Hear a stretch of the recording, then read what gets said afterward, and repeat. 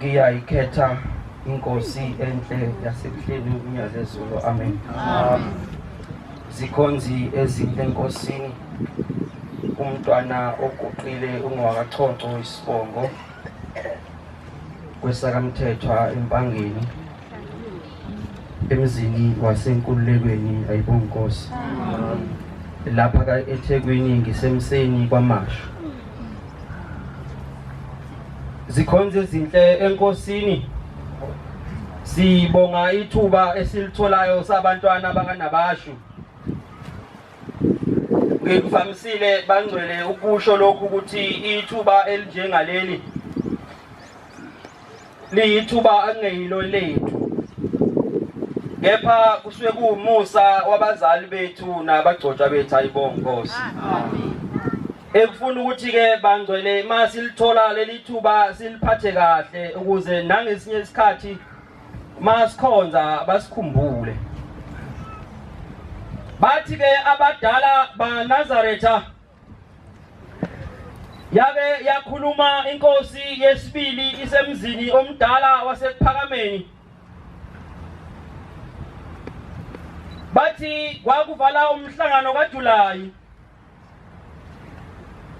okwathi mayithandaza noma kuhlatshelela indoda yayisimisa abantu ukuthi akumiwe yabe siyathandaza. Bathi abadala yathi mayithandaza bayizwa ithi njengoba noma uNkulunkulu wasePhakameni, njengoba silana labantwana bafike bengazani, kodwa ngawe sebeyazana. Ayibonge Nkosi. Nathi njengoba sila bangcwele iningi lethu kalazani, kodwa ngoshembe siyazana. Amen. Nalomsebenzi esizowenza lapha ngingasho ukuthi lemndeni okuziwe ngayo kulelizwe leli cishe yonke kasiyazi, kodwa ngenabasho sesiyazana. Ayibonge Nkosi. Amen. Zikhonza ezinhle enkosini, ngake ngafunda incwadi ngelinye ilanga. Le lencwadi yayibhale uRobert Sobukwe.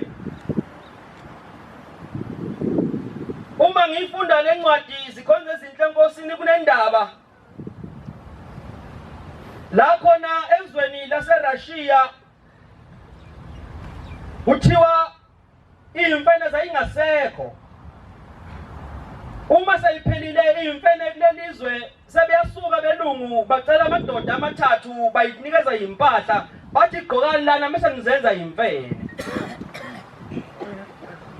Thola amadoda ayigqoka lezi imfene lezikhumba zemfene base bengena izuba selahlala ngempela baba izimfene. Okuthema kuhamba isikhathi leyodwa imfene noma leyodwa umuntu wasiyagibela esihlahleni. Uma esesihlahleni uthe elibamba igatsha wavuka ukuthi akayona imfene wayeseyawo. Uma ewa lo muntu ngebhadi wangabe sawele emfeneni wawele emabhubesini.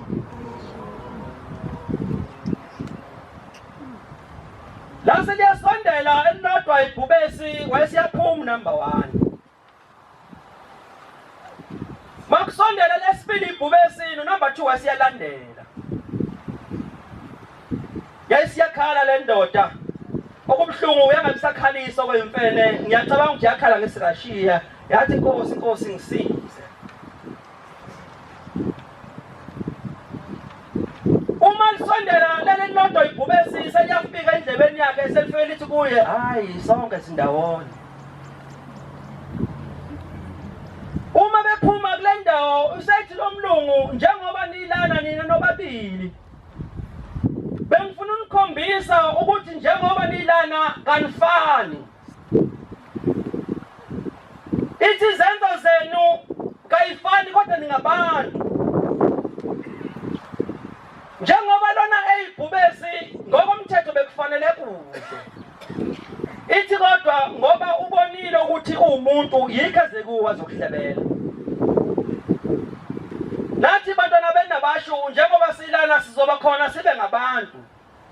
Kodwa khona amabhubesi azoqhamuka. Ethi yini umsebenzi wenabasho?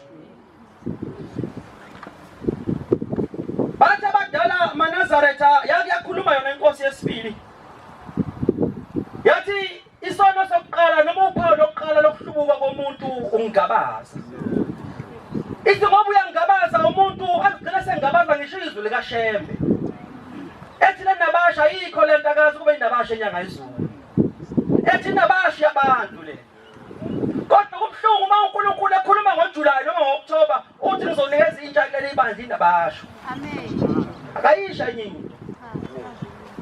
Ithi inkosi yesibili uphawu lokuqala lokuhlubuka komuntu ungabaza ngoba ugcina sengabaza ngisho izwi likaShembe. Sangathi bantwana bamaNazaretha bese angalingabazi izwi likaShembe. Amen. Amen. Okwami kufishane kakhulu bangcwele. Okwami kufishane kakhulu mhlambe bekufanele ngikhulume kodwa khona ukuthe kwathi kungiphazamisa kancane emoyeni. Ngawo lo msebenzi esiwenzayo. Uthi babamkhulu uma ephuma eNtabazo. Uthi ngiyadabuka ngoba ngithe mangiphuma eNtabazo kwakhona amadoda azayo. Athi Shembe uzothi uthatha abantu bakho bayisaleni ngithatha abantu nami ngibayisaleni. Namhlanje njengoba silana sizowenza lo msebenzi kulabantu abahleli lana abathi sakubona ukuthi lento bayenze kanjani. Kunabantu kuyimanda sebekhuluma bethi siyazi ukuthi khona imali abayitholile bayishonisephi. Ababuka ubuhle balento sizoyenza. Kodwa kungidabukisa lo msebenzi sizowenza la maNazaretha uzithukuthuku zabantwana bamaNazaretha bengabantu. Ngikhumbula ukuthi kube khona ngisho inkonzo yodwa yevisit la khona kwathiwa khona kuyahanjwa kuyocelwa uthando lokwenza lo msebenzi lo. Kodwa abantwana ade beyishaya amapakethe nabo. Bethi siyafixa uNkulunkulu ukuthi masifa kulokho masibonane nonyazi kulisa ezulwini ayibonga Nkosi. Bangcwele ngenxa yesikhathi sifishane kakhulu sizocela insizwa ezizoba 2. Kuzobe insizwa nje ezimbili ezizongena. Ngizobe sengiyayibamba mase ngelini insizwa ezimbili bese ngidedela umfowethu uMakhathini okuyena ohlalo kaRegina uzokethula umfundisi. La phakathi kwethu kunomfundisi ungena. Amen. Mfundisi esigijima naye kakhulu kanabasho. Siyafisa ukuthi sifike ithuba naye ela phakathi kwethu sinabasho ukuthi aphefumule inkosi usilizwi layo.